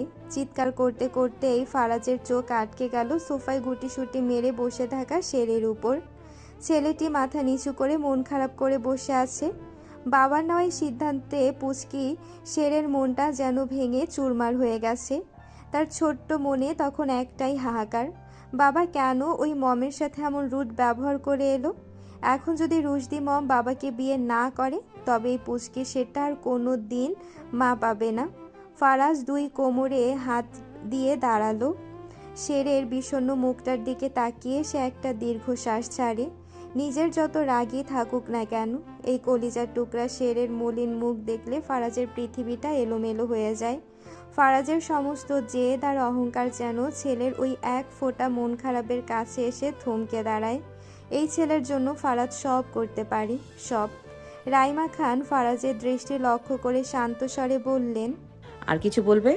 ফারাজ এবার কিছুটা উদাসীন ভঙ্গিতে মায়ের দিকে তাকালো। তার গলার স্বর আগের চেয়ে অনেক বেশি নরম হয়ে এসেছে। সে বলল, ওর মন খারাপ দেখলে আমি সব কথা গুলিয়ে ফেলি আমি। রাইমা খান সুযোগটা হাতছাড়া করলেন না। তিনি ধীর পায়ে ছেলের কাছে এসে বললেন, তুমি তো জানোই রুশদিকে ওই পছন্দ করেছে। আমরা কেউই তো রুশদিকে চিন্তামই না। ও নিজে এসে রুশদির কথা বলেই তো আমরা খোঁজ খবর নিয়েছি। জীবনে প্রথমবার ও কাউকে নিজের মা বলে মেনে নিয়েছে ফারাজ। এখন তোমার জেদের কারণে রুশদির সাথে বিয়েটা না হলে সে সবচেয়ে বেশি কষ্ট পাবে। এখন বাকিটা তুমি ভেবে দেখো। এটুকু বলেই রাইমা খান ফারাজকে নিজের চিন্তার সাগরে ডুবিয়ে রেখে ঘর থেকে চলে গেলেন। ফারাজ বড় করে একটা শ্বাস টেনে নিজেকে কিছুটা সামলে নিল। তারপর ধীর পায়ে সোফায় বসে থাকা শেরের কাছে গিয়ে তার পায়ের কাছে হাঁটু গেড়ে বসলো। শের তখনও মুখ নিচু করে অভিমানী হয়ে বসে আছে। ফারাজ তার ছেলের ছোট্ট হাত দুটো নিজের হাতের মুঠোয় নিয়ে চুমু খেলো। এরপর ভ্রু উঁচিয়ে আদুরে গলায় শুধালো, তুমি কেন মন খারাপ করে আছো বাবা? শের কোনো উত্তর দিল না, মাথাও তুলল না। ফারাজ আবার আদর মাখা স্বরে ডাকলো, কেন মন খারাপ বাবা? এবার শের খুব ভাঙা গলায় প্রশ্ন করলো, Why are you rude to Rushdie mom, Papa? Faraz অপরাধীর মতো মাথা নুয়ে বলল। আই এম সরি বাবা। শেরের দুশ্চিন্তা তখনও কাটেনি। সে আবারও প্রশ্ন করল, What of Rushdie mom doesn't marry you now? ছেলের আকুতি দেখে ফারাজ নিজেকে আর সামলাতে পারল না। সে আশ্বাস দিয়ে বলল, আমি সব ঠিক করে দেব। এখন তুমি খুশি? বাবার মুখে আসার বাণী শুনে শের এবার মুখ তুলে তাকালো। তার মলিন মুখটা মুহূর্তেই খুশির ঝিলিক দিয়ে উঠল। সে যেন নিজের কানকে বিশ্বাস করতে পারছে না। সে খুশিতে গদগদ হয়ে বলল, সত্যি পাপা? সত্যি তুমি মমকে নিয়ে আসবে? ছেলের এই স্বর্গীয় হাসিটুকু দেখেই যেন ফারাজের দেহে প্রাণ ফিরে পেল। এই একটুখানি হাসির জন্য ফারাজ দুনিয়ার সব অসম্ভবের সাথে লড়াই করতে রাজি। ফারাজ হাসি মুখে হ্যাঁ সূচক মাথা নাড়ে। অমনি খুশিতে আত্মহারা হয়ে সে ঝাঁপিয়ে পড়ে, বাবার গলা জড়িয়ে ধরল। ফারাজও পরম মমতায় ছেলেকে বুকে টেনে নিল। সে তার বাবার কানে কানে ফিসফিস করে বলল, Thanks, Papa. There is no one like you. You are the best father in the world. Love you, Papa. Restaurant থেকে ফিরে রুশদি কাউকে কিছু জানায়নি। নাহিদা বেগম তাকে হাজারটা প্রশ্ন করে ত্যক্ত বিরক্ত করলো। সে মুখে কুলু পেটেছিল। বাড়ি ফিরে সে যন্ত্রের মতো নিজের কাজে মগ্ন হয়ে পড়ল। বাইরে পোশাক বদলে একটা সাধারণ সুতির থ্রি পিস পরে নিয়েছে সে। ওড়নাটা কোমরে শক্ত করে পেঁচিয়ে বাসন মাজতে থালা বাসন পাহাড় সম স্তূপের সামনে গিয়ে দাঁড়ালো। কল ছাড়তেই সাবান পানির ফেনা ছিটকে এসে তার পেটের কাছে জামাটা ভিজিয়ে দিল। কাজের মাঝে কপাল থেকে চুয়ে পড়া ঘাম মুছতে গেলে হাতের ফেনা মেখে গেল কপালে, কিন্তু সেদিকে তার বিন্দুমাত্র ভ্রুক্ষেপ নেই। হঠাৎ ড্রয়িং রুম থেকে নাহিদা বেগমের চড়া গলা রুশদির কানে এলো। আচ্ছা, আপনি কোনো টেনশন করবেন না বিয়ান, আমি সবটা দেখছি। রুশদি বুঝতে পারল খান বাড়ি থেকে ফোন এসেছে। নিশ্চয়ই এতক্ষণে ফারাজ তার কীর্তির কথা সব জানিয়ে দিয়েছে। মনে মনে রুশদি একটা স্বস্তির নিঃশ্বাস ফেলল। যাক, বিয়েটা তবে ভেঙেই যাবে, এটাই তো সে চেয়েছিল। এরই মধ্যে রান্নাঘরে নাহিদা বেগমের পদধূলি পড়ল। স্বাস্থ্যবতী এই মহিলার ফর্সা মুখটার আগে এখন টকটকে লাল। তিনি এক হাত কোমরে দিয়ে দরজায় হেলান দিয়ে দাঁড়ালেন। তিনি কটমট দৃষ্টিতে তাকিয়ে রইলেন রুশদির দিকে। রুশদি আর চোখে তা দেখেও না দেখার ভান করে কাজে মন দিল। মনে মনে বিড়বিড় করে উঠল, ডাইনিটা কেমন তাকিয়ে আছে, ইচ্ছে করছে হাতের কড়াইটা দিয়ে একবারই মেরে মাথাটা দুভাগ করে দিই। রেস্টুরেন্টে কি হয়েছে? নাহিদা বেগমের কণ্ঠস্বর সাপের ফোসফানির মতো শোনালো রুশদির কাছে। রুশদি নিরাসক্ত ভঙ্গিতে বলল, কি আর হবে, কিছুই হয়নি। তবে ফারাজকে তুই কি বলেছিস? যা বলার তাই বলেছি আমি তাকে বিয়ে করতে পারবো না। কথাটা শেষ হতে না হতেই নাহিদা বেগম চিতার মতো ঝাঁপিয়ে পড়লেন রুশদির উপর। এক হ্যাচকায় রুশদির চুলের মুঠি ধরে তাকে ঘুরিয়ে চিৎকার করে উঠলেন, তুই বিয়ে করবি না? তোর ঘাড় করবে। তুই যদি এই ছেলেকে বিয়ে না করিস তবে তোকে আমি জ্যান্ত আগুনে পুড়িয়ে মারবো। এটা কি মামার বাড়ি মোয়া পেয়েছিস যে চাইলে বিয়ে ভেঙে দিবি? তুই এই বিয়ে না করলে আমার ছেলে বিদেশে পড়তে যাওয়া হবে না, আমাদের ব্যবসাও ডুববে। এত সহজে আমি এই সোনার ডিম্পার হাঁস হাতছাড়া করবো না সোনামণি, তোকে এই বিয়ে করতে হবে। রুশদি নিজেকে ছাড়ানোর কোনো চেষ্টা করল না। সে দাঁতে দাঁত চেপে অসহ্য যন্ত্রণা সহ্য করে নিল, কিন্তু তার কণ্ঠে ছিল দৃঢ়তা। সে ধীর স্বরে বলল, আমি মরে গেলেও এই বিয়ে করব না। তুই মরলে দরকার হলে তোর লাশের সাথে ওই ছেলে বিয়ে দেব আমি। মন্ত্রীর ছেলে বলে কথা, এই সুযোগ আমি কিছুতেই হাতছাড়া করব না। এক ঝটকায় নিজেকে ছাড়িয়ে নিয়ে দাঁড়িয়ে পড়ল রুশদি। তার দু চোখে তখন আগুন। ঝাঁঝালো কণ্ঠে সে সাফ জানিয়ে দিল, বললাম তো আমি বিয়ে করব না, মানে করব না। আমার সিদ্ধান্ত বদলাবে না। নাহিদা বেগম দাঁত কিরমির করে বললেন, তেজ দেখাস? তোর তেজ আমি এক নিমিষে বের করে দিচ্ছি। এই বিয়ে না করে তোর নিস্তার নেই। এই ছেলেকে যদি আপনার এতই পছন্দ তবে নিজেই বিয়ে করে নিন না, আমাকে কেন বারবার বলছেন? কি বললি তুই হারামজাদি? নাহিদা বেগমের রাগের বাঁধ ভেঙে গেল। তিনি পশুর মতো হিংস্র হয়ে রুশদির চুলের মুঠি আঁকড়ে ধরলেন এবং সর্বশক্তি দিয়ে তার মাথাটা পাশের দেয়ালের সাথে সজোরে আঘাত করলেন। একবার নয়, 2-3 বার বিরামহীনভাবে রুশদির মাথাটা দেয়ালে ঠুকে দিলেন তিনি। ফলস্বরূপ মুহূর্তেই রুশদির কপাল ফেটে গলগল করে রক্ত ঝরতে শুরু করলো। তীব্র যন্ত্রণায় রুশদি আর্তনাদ করে উঠল। ও মা গো! সেই বুক ফাটা চিৎকার শুনে ড্রয়িং রুম থেকে ছুটে এলেন আনাস হক এবং রুশদির সৎ ভাই নাহিদ। নাহিদ দ্রুত গিয়ে মায়ের হাত থেকে বোনকে ছাড়িয়ে নিল। রক্ত বন্ধ করার জন্য সে নিজের হাত দিয়ে রুশদির ক্ষতস্থানটা চেপে ধরল, কিন্তু ততক্ষণে রুশদির শরীর নিস্তেজ হয়ে আসছে। চোখ দুটো আপনা আপনি বন্ধ হয়ে আসছে। সে জ্ঞান হারানোর উপক্রম। নিজের মেয়ের এমন রক্তাক্ত অবস্থা দেখেও পাষাণ বাবা আনাস হক টু শব্দটিও করলেন না। তিনি কেবল নির্বাক দর্শকের মতো দাঁড়িয়ে রইলেন। নাহিদা বেগম তখনও রাগে ফুঁসছেন, এখন বল, বিয়ে করবি কি না? বিয়ে তোকে করতে হবে। অর্ধচেতন অবস্থায় মরণাপন্ন যন্ত্রণার মাঝেও রুশদি অস্ফুট স্বরে বিড়বিড় করল। মরে গেলেও বিয়ে করব না। তার মুখে জেদের কথা শুনে নাহিদা বেগম আবারও তাকে আঘাত করতে উদ্যত হলেন, কিন্তু এবার নাহিদ ঢাল হয়ে দাঁড়ালো। সে তার বাবাকে উদ্দেশ্য করে অস্থির হয়ে বলল, আব্বু, দাঁড়িয়ে কি দেখছেন? ওকে ধরুন, প্রচুর রক্ত পড়ছে, এখনই হাসপাতালে নিতে হবে, দেরি হলে সিরিয়াস কিছু হয়ে যাবে। নাহিদ আর আনাস হক ধরাধরি করে রুশদিকে হাসপাতালে দিকে নিয়ে গেলেন। সত্যি আনাস হকের মতো বাবা মেলা ভার। পৃথিবীর বুকে জন্মদাতা পিতার এমন নির্লিপ্ততা যেন এক বিস্ময়। নিজের গর্ভধারিণী মাও যদি কোনো সন্তানের সাথে এমন আচরণ করত, তবে যে কোনো বাবার পৌরসত্ব আর মমতা হয়তো রুখে দাঁড়াতো, নয়তো প্রতিবাদে গর্জে উঠত। কিন্তু সেখানে একজন সৎ মা মেয়েকে এমন ভয়ঙ্কর আঘাত করলো, অথচ আনাস হক একটা টু শব্দ পর্যন্ত করলেন না। নিজের রক্তকে এভাবে অন্যের হাতে কষ্ট পেতে দেখেও যার রক্ত হিম হয় না, তাকে বাবা বলে ডাকাও যেন পিতৃ শব্দের অপমাননা। মাথায় সাদা ব্যান্ডেজ নিয়েই আজ কলেজে এসেছে রুশদি। সামনে তার এইচএসসি পরীক্ষা, তাই এই মুহূর্তে কোনোভাবে ক্লাস মিস দেওয়া তার পক্ষে সম্ভব নয়। সকালে বাড়ি থেকে বের হওয়ার আগে নাহিদা বেগম বলেছিলেন রুটি বানিয়ে রেখে যাওয়ার জন্য, কিন্তু রুশদি সেসবের তোয়াক্কা না করেই নাস্তা না বানিয়ে কলেজে চলে এসেছে। সে জানে বাড়ি ফেরার পর কপালে নির্ঘাত জুটবে অমানসিক নির্যাতন কিংবা বিষাক্ত সব কটু কথা, কিন্তু রুশদি এখন আর সেসব নিয়ে ভাবতে চায় না। দুপুর 1টা, আকাশ থেকে যেন আগুন ঝরছে। সূর্যের তেজ আজ বড্ড বেশি প্রখর। কপাল ফাটা থাকার কারণে আগে থেকে মাথার ভেতরটা টিসটিস করে ব্যথা করছিল।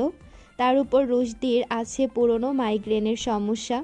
তীব্র রোদ সেই যন্ত্রণাকে যেন 3 গুণ বাড়িয়ে দিল। প্রতিদিন সে হেঁটেই বাড়ি ফেরে, কিন্তু আজ এই অবস্থায় হাঁটা তার পক্ষে অসম্ভব। এই রোদে রাস্তায় যে কোনো সময় জ্ঞান হারানোর সম্ভাবনা আছে। তাই কলেজ ছুটি হতেই সে গেটের সামনে এসে দাঁড়ালো রিকশার জন্য। ছুটির সময় হওয়ার গেটের ছাত্রীদের উপচে পড়া ভিড়। এর মধ্যে অনেকটা সময় দাঁড়িয়ে থেকেও সে একটা খালি রিকশা পেল না। তীব্র মাথা ব্যথায় তার চোখের সামনে পৃথিবীটা যেন ঝাপসা হয়ে আসছে। হঠাৎ রুশদি অনুভব করলো একটা নরম আর ছোট্ট হাত তার বাম হাতটা জাপটে ধরেছে। যন্ত্রণায় কুঁচকানো চোখে সে নিচের দিকে তাকালো। দেখলো বছর 4-5 একটি বাচ্চা ছেলে তার হাত ধরে দাঁড়িয়ে আছে। ছেলেটি মাথা নিচু করে রুশদির দিকে তাকিয়ে একগাল হাসলো। তার সেই নিষ্পাপ হাসিতে সবকটি ছোট ছোট দাঁত ঝিলিক দিয়ে উঠল। রুশদি ছেলেটিকে চেনে না, কিন্তু তার মনে পড়ল এ তো সেই মায়াবী ছেলেটি। গতকাল রেস্টুরেন্টে ফারাজের সাথেই সেই বাচ্চাটিকে দেখেছিল। কিন্তু এই ভর দুপুরে ফারাজের ছেলে এখানে কি করছে? বিস্ময় আর কৌতূহল নিয়ে রুশদি যন্ত্রণাকাতর চোখে বাচ্চাটির দিকে তাকিয়ে রইল। তীব্র মাথা ব্যথা উপেক্ষা করে রুশদি বাচ্চাটির সাথে কথা বলার জন্য একটু নিচু হলো। কোমল স্বরে শুধালো, তোমার নাম কি বাবু? ছেলেটি উজ্জ্বল চোখে তাকিয়ে উত্তর দিল, শাহরান খান শের। রুশদি অবাক হয়ে জিজ্ঞেস করলো, তুমি এখানে কি করছো একা একা? শের একগাল হেসে উত্তর দিল, তোমার সাথে দেখা করতে এসেছি মম। মম শব্দটা রুশদির কানে পৌঁছাতেই সে মনে মনে বিড়বিড় করে উঠল। এই পুচকি ছেলেটা তাকে মা বলে ডাকছে। সে অবাক হয়ে আবারও জিজ্ঞেস করলো, তুমি কাকে মম বলছো? তোমাকে। এখন কথা না বলে চলো তো আমার সাথে। বলেই শের তার ছোট্ট হাতে রুশদির হাত ধরে টানতে শুরু করলো। রুশদি বিস্ময় বিমূঢ় হয়ে ছেলেটির কাণ্ড দেখছিল। সে খানিকটা অপ্রস্তুত হয়েই বলল, কোথায় নিয়ে যাচ্ছ আমাকে? আহা চলোই না। অগত্যা রুশদিও ছেলের পিছু পিছু হাঁটতে লাগলো। কয়েক সেকেন্ড হাঁটার পর তারা কলেজ রোডের মোড়ে এসে থামলো। সেখানে একটা দামি গাড়িতে হেলান দিয়ে দাঁড়িয়ে আছে ফারাজ। পরনে তার খয়েরি রঙের শার্ট আর ঢিলেঢালা কালো প্যান্ট। দুপুরের কড়া রোদ থেকে বাঁচতে চোখে কালো সানগ্লাস পরেছে সে। তবে তার চোখে মুখে একরাশ বিরক্তির ছাপ স্পষ্ট। সেই রুশদিকে নিয়ে সোজা ফারাজের সামনে গিয়ে দাঁড়ালো, কিন্তু তখনও সে রুশদির হাতটা ছাড়েনি। ফারাজকে দেখা মাত্রই রুশদির বিরক্তিতে মুখটা কুঁচকে ফেলল। ফারাজও পাল্টা বিরক্তি প্রকাশ করে কোনো কথা না বলে গটগট করে গাড়িতে গিয়ে বসলো। সে তৎক্ষণাৎ পেছনের দরজা খুলে ভেতরে ঢুকে পড়ল, কিন্তু রুশদি তখনও বাইরের কড়া রোদে পাথরের মতো দাঁড়িয়ে। তাকে ওভাবে দাঁড়িয়ে থাকতে দেখে সে জানালা দিয়ে মুখ বাড়িয়ে ডাকলো, মম ভিতরে এসো। মম ডাকটা রুশদির কানে কেমন এক অদ্ভুত সুরের মতো শোনালো। ইচ্ছে থাকা সত্ত্বেও বাচ্চাটার উপর সে রাগ করতে পারল না। এই ছেলেটার চেহারায় কি এক মায়া আছে, যা মুহূর্তে যে কারো মন গলিয়ে দিতে সক্ষম। রুশদি ভেতরে যাওয়ার কোনো আগ্রহ না দেখিয়ে জিজ্ঞেস করলো। কোথায় যাব আমি? গাড়ির ভেতর থেকে ফারাজের গম্ভীর কণ্ঠ ভেসে এলো। তোমাকে নিয়ে পাচার করে দেব না, এটুকু নিশ্চিন্তে থাকো। ফারাজের কথা শুনে রুশদির রাগ সপ্তমে চললেও সে নিজেকে সামলে নিল। মাইগ্রেনের যন্ত্রণায় তার মগজ তখন ছিঁড়ে যাচ্ছে। এই অবস্থায় ঝগড়া করার মতো শক্তি বা ইচ্ছে কোনোটিই তার নেই। এরই মধ্যে শের আবার তার হাত টেনে আবদার করলো। এসো না মম। রুশদি শেরের চোখের দিকে তাকালো। সেই আকুতি ভরা দৃষ্টির এক অদ্ভুত টানে সে আর না করতে পারল না। যন্ত্রচালিত মানুষের মতো সে গাড়িতে উঠে বসলো। রুশদি বসা মাত্রই কোনো কথা না বাড়িয়ে ফারাজ গাড়ি স্টার্ট দিল। ফারাজ গাড়ির লুকিং গ্লাসে পেছনে বসে থাকা রুশদির দিকে এক পলক তাকালো। সাদা কলেজ ড্রেস, পরিপাটি করে করা বেনি, সবই ঠিক আছে, কিন্তু তার কপালে ধপধপে সাদা ব্যান্ডেজ দেখে ফারাজের ভ্রু কুঁচকে গেল। গতকালও তো মেয়েটা দিব্যি ছিল, তবে হঠাৎ কি হলো? ব্যান্ডেজের উপর দিয়ে লাল রক্তের ছোপ দেখা যাচ্ছে, যা দেখে বোঝা যায় আঘাতটা বেশ গুরুতর। ফারাজ মনে মনে ভাবল, যাক ভালোই হয়েছে, এই বেয়াদব মেয়েটার এমন একটা শিক্ষা হওয়া দরকার ছিল। ঠিক সেই মুহূর্তে রুশদিও লুকিং গ্লাসে তাকালো এবং দুজনের চোখাচোখি হয়ে গেল। ফারাজ দ্রুত দৃষ্টি সরিয়ে নিল। রুশদি তাকে বিড়বিড় করে কি যেন গালি দিল। এদিকে শের রুশদির কপালে হাত রেখে বিষণ্ণ গলায় শুধালো। তোমার মাথায় কি হয়েছে মম? খুব লেগেছে? রুশদি আলতো করে শেরের মাথায় হাত বুলিয়ে ম্লান হেসে বলল। কিছু হয়নি, এমনি একটু লেগেছে। ফারাজ গাড়ি চালানোর ফাঁকে ফাঁকে বারবার আয়নায় রুশদির ওই ব্যান্ডেজ করা মাথার দিকে তাকাচ্ছিল। তার মনের ভেতর এক অদ্ভুত অস্বস্তি কাজ করছে। নিজেকে আর সামলাতে না পেরে অবশেষে সে গম্ভীর স্বরে প্রশ্ন করেই ফেলল। তোমার মাথায় ব্যান্ডেজ কেন, কি হয়েছে? রুশদি মনে মনে বিরক্ত হলো। সব তো এই লোকের জন্যই। কাল রেস্টুরেন্টে একে অপমান করার দায়িত্ব সৎমায়ের হাতে মার খেয়ে এই দশা হয়েছে তার। এখন আবার দরদ দেখিয়ে খোঁজ নেওয়া হচ্ছে। রুশদি তাচ্ছিল্যের সুরে বলল। আপনাকে রিজেক্ট করার সৎমা পুরস্কার হিসেবে আদর দিয়েছে। ফারাজ অবাক হয়ে বলল। তোমার মা মেরেছে? জি। ফারাজ আয়নায় তাকিয়ে হাসির ছলে বলল। তোমার মা তো দেখছি বেশ ডিয়ারিং মহিলা। রুশদি এবার রাগে জ্বলে উঠল। আপনারও কি আমাকে মারার ইচ্ছা আছে? হোয়াট? ফারাজ হকচকিয়ে গেল। রুশদি ঝাঁঝালো কণ্ঠে যোগ করল। সামনে তাকিয়ে গাড়ি চালান, বারবার পেছনে তাকাতে গিয়ে নিজে তো মরবেনই, আমাকেও সাথে নিয়ে মরবেন। আসলে ফারাজের ওই চাহনি রুশদিকে খুব অস্বস্তিতে ফেলছিল। সে অস্বস্তি ঢাকতে সে কথাটা বলে ফারাজের উপর দোষ চাপিয়ে দিল। ফারাজ আর কথা বাড়ালো না, তবে তার দৃষ্টি তখনও মাঝে মাঝে আয়নায় স্থির হয়ে যাচ্ছিল। রুফটপ রেস্টুরেন্টের খোলা বাতাসেও গরম ভাবটা কাটছে না। সে খানিকটা দূরত্ব বজায় রেখে অন্য টেবিলে বসেছে, যাতে ফারাজ আর রুশদি নিজেদের মধ্যে কথা বলার সুযোগ পায়। কিন্তু রুশদির চোখে মুখে রাজ্যের বিরক্তি। সে আড়ষ্ট হয়ে বসে আছে, যেন এখান থেকে পালাতে পারলেই বাঁচে। অবশেষে নীরবতা ভেঙে রুশদি রুক্ষ স্বরে প্রশ্ন করল। আমাকে এখানে কেন এনেছেন? ফারাজ শান্ত থাকার চেষ্টা করে বলল। তোমার সাথে একটা শান্তি চুক্তি করতে। কিসের শান্তি চুক্তি? রুশদির কণ্ঠে উপহাস। তুমি আমাকে বিয়ে। ফারাজের কথা শেষ হওয়ার আগেই রুশদি তড়িৎ বেগে বলে উঠল। কালকেই তো বলে দিয়েছি আমি আপনাকে বিয়ে করব না, ব্যাস কথা এখানেই শেষ। ফারাজ একটা দীর্ঘশ্বাস ফেলে নিজেকে শান্ত রেখে। দেখো, আমি এখানে তোমার সাথে ঝগড়া করতে আসিনি। আপনার কি মনে হয় আমি আপনার সাথে ঝগড়া করার জন্য মরিয়া হয়ে আছি? রুশদির পাল্টা জবাব। প্লিজ একটু শান্ত হয়ে কথা বলো। পারবো না।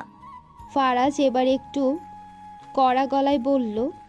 দেখো মেয়ে, তেরামিতে তুমি আমার সাথে অন্তত পারবে না, তাই এই তেরা কথাগুলো বাদ দাও। আর শোনো, কালকের ব্যবহারের জন্য আমি দুঃখিত, সরি। রুশদি যেন আকাশ থেকে পড়ল। ভ্রুকুচকে নাটকীয় ভঙ্গিতে বলল। আপনি আমাকে সরি বললেন? ঠিক শুনলাম তো? ফারাজ দাঁতে দাঁত চেপে রাগ নিয়ন্ত্রণ করে আবারও বলল। হ্যাঁ সরি, এখন শুনতে পেয়েছো? রুশদি এবার একটু হেলান দিয়ে বসলো, মুখে হাসির জয়। হ্যাঁ, এবার স্পষ্ট শুনেছি। মেজাজটা একটু শান্ত হলো। এবার বলুন কি বলবেন। তুমি কি আমাকে বিয়ে করবে? ফারাজ সরাসরি প্রশ্ন ছুড়ে দিল। না, বিন্দুমাত্র দ্বিধা না করে রুশদি মানা করে দিল। ফারাজের ভেতরটা অপমানে রিরি করে উঠল।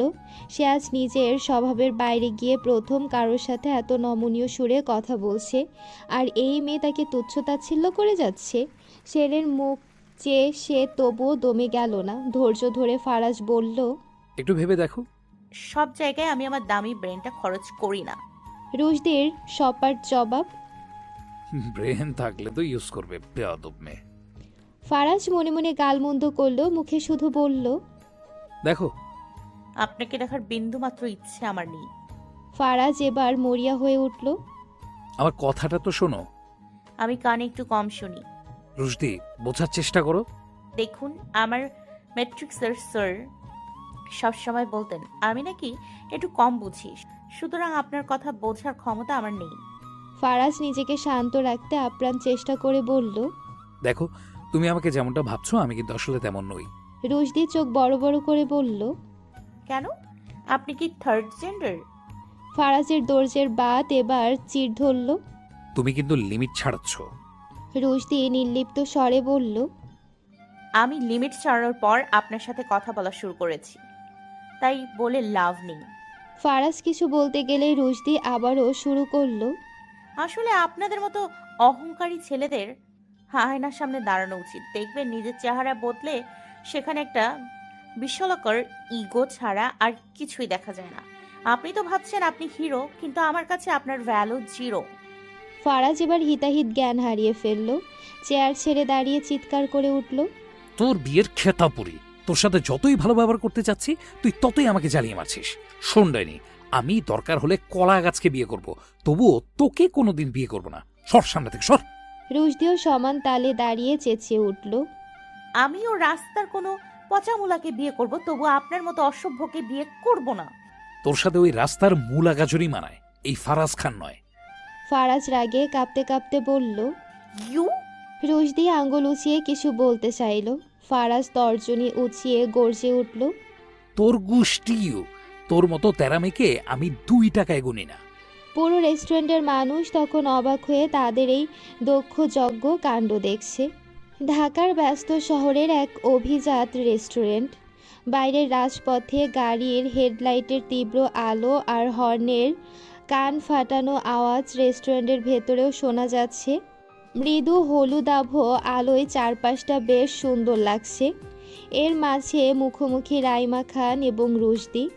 রাইমা খানের চোখে মুখে আভিজাত্যের ছাপ, আর রুশদি রাইমা খানের সামনে নিজেকে ভদ্র মেয়ে হিসেবে পরিচয় দিয়েছে। দুপুরের ঘটনায় ফারাজ প্রচণ্ড ক্ষুব্ধ হয়ে বাড়ি ফিরে রাইমা খানকে সব বলেছে। ছেলের সেই রণমূর্তি দেখে রাইমা খান স্থির থাকতে পারেননি। তিনি নিজেই সিদ্ধান্ত নিলেন এই মেয়েটির সাথে সরাসরি কথা বলবেন। কেন সে ফারাজের মতো সুপাত্রকে বারবার প্রত্যাখ্যান করছে তা জানা দরকার। কিন্তু সন্ধ্যায় রুশদির মুখোমুখি বসে রাইমা খান কিছুটা দ্বিধায় পড়ে গেলেন। মেয়েটির শান্ত চাহনি আর মার্জিত আচরণ তাকে মুগ্ধ করছে। তবে কেন সে ফারাজের সাথে এমন করছে? বিয়ে ভাঙার জন্য কি এত অভিনয়? রাইমা খান কফির কাপে শেষ চুমুক দিয়ে তীক্ষ্ণ দৃষ্টিতে তাকিয়ে বললেন, রুশদি, আমার ছেলে নিয়ে তোমার কোনো অভিযোগ থাকলে বলতে পারো। রুশদি দীর্ঘক্ষণ টেবিলের এক কোণে দৃষ্টি নিবদ্ধ করেছিল। রাইমা খানের কথায় সে ধীরে ধীরে মাথা তুলল। তার কণ্ঠস্বর বিকেলের ঝরা পাতার শব্দের মতোই মৃদু এবং করুণ শোনালো। সে নিচু সুরে বলল, না আন্টি, ওনার প্রতি আমার বিন্দু মাত্র কোনো অভিযোগ নেই। তিনি যথেষ্ট ভালো মানুষ। তাহলে তুমি অন্য কাউকে পছন্দ করো? রুশদি এবারও মাথা নিচু করে নিল। তার দীর্ঘ চোখের পাতাগুলো যেন অশ্রুর ভার সইতে না পেরে নুয়ে পড়ছে। সে ধীর স্থির ভাবে বলল, না আন্টি, আপনি ভুল ভাবছেন। তেমন কোনো কারণ নেই। আসলে আমি এই মুহূর্তে বিয়েটাই করতে চাচ্ছি না। রাইমা খান কিছুটা অধৈর্য হয়ে জানতে চাইলেন, কারণটা কি? ফারাজের মতন ছেলে তো বারবার তোমার দ্বারে আসবে না। রুশদি দীর্ঘশ্বাস ফেলে তার ভেতরের পাথর চাপা কষ্টটাকে বের করে আনলো।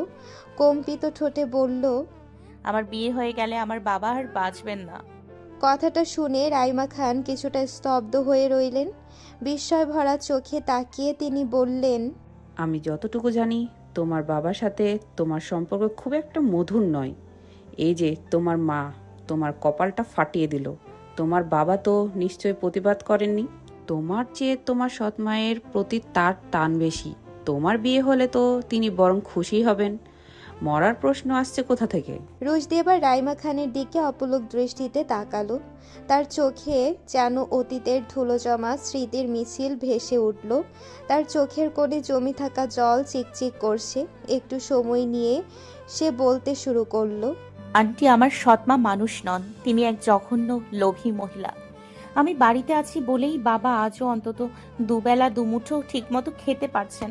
আমি না থাকলে অযত্নে আর অবহেলায় তিনি না খেয়ে মারা যাবেন। আমি নিশ্চিত জানি নাহিদা বেগম তাকে কোনো দিন নিজের হাতে রান্না করে খাওয়াবেন না। তিনি প্রচণ্ড লোভী এক মহিলা। শুধু টাকার জন্য আমার বাবাকে বিয়ে করেছেন। ব্যবসায় লস করায় এখন বাবার প্রতি তার ব্যবহার। আজ আমাকেও টাকার জন্যই আপনার ছেলের হাতে তুলে দিতে চাইছেন। কাল যদি আমার বাবার চেয়ে আরো বিত্তবান কাউকে পান, তবে বাবাকে ছেড়ে যেতেও তিনি দ্বিধাবোধ করবেন না। রুশদির গলার স্বর কিছুটা বুঝে এলো, তবুও সে থামলো না। আর আমার বাবা, তিনি তো ওই মহিলার মোহে অন্ধ, এক প্রকার পাগলই বলা চলে। বউ যদি আজ তাকে বলে নিজের কিডনি বিক্রি করে টাকা এনে দিতে, তিনি বোধহয় সেটাই করবেন। এই পৃথিবীতে আমি ছাড়া বাবার আর কোনো আপনজন নেই। তিনি আমাকে ভালোবাসুক বা না বাসুক, আমার শরীরে তো তার রক্ত বইছে। এই অসহায় লোকটাকে এমন এক নরপিশাচীর হাতে একা ফেলে দিয়ে আমি নিজের সুখের কথা চিন্তা করতে পারি না আন্টি। আমি তাকে একা ফেলে যেতে পারবো না। বাবা না বাসলেও আমি তাকে বড্ড ভালোবাসি। রাইমা খান নির্বাক হয়ে তাকিয়ে রইলেন মেয়েটির দিকে। তার মনে হলো যে মেয়েটি নিজের জীবন তুচ্ছ করে এক স্বার্থপর বাবার কথা ভাবছে।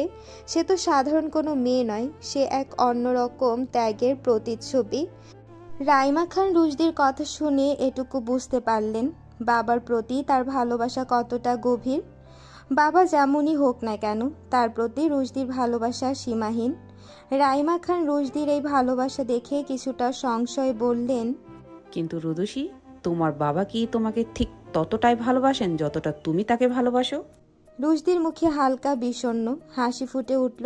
সে বলল, বাবাকে ভালো না বেসে থাকতে পারি না। মাঝে মাঝে খুব রাগ হলেও বেশিক্ষণ ধরে রাখতে পারি না।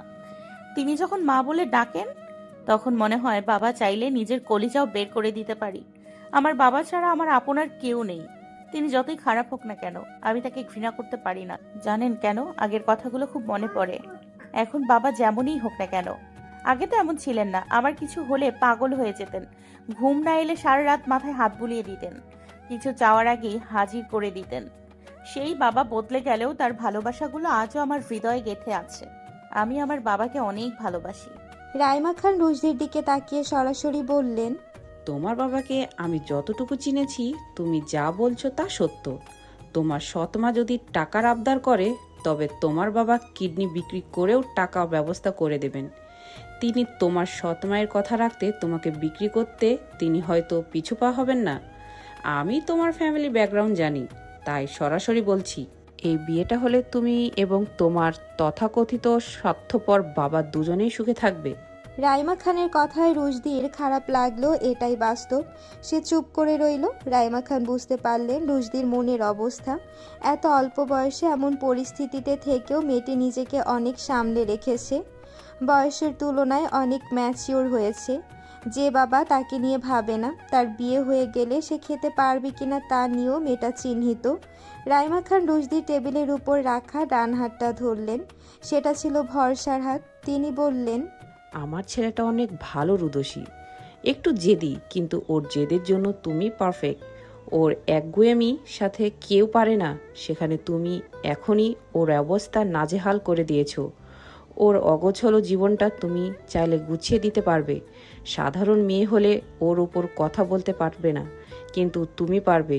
তোমাদের কেমিস্ট্রিটা হবে ইট পাটকেলের মতো। রাইমা খানের ঠোঁটের কোণে এক চিলতে হাসি ফুটে উঠল।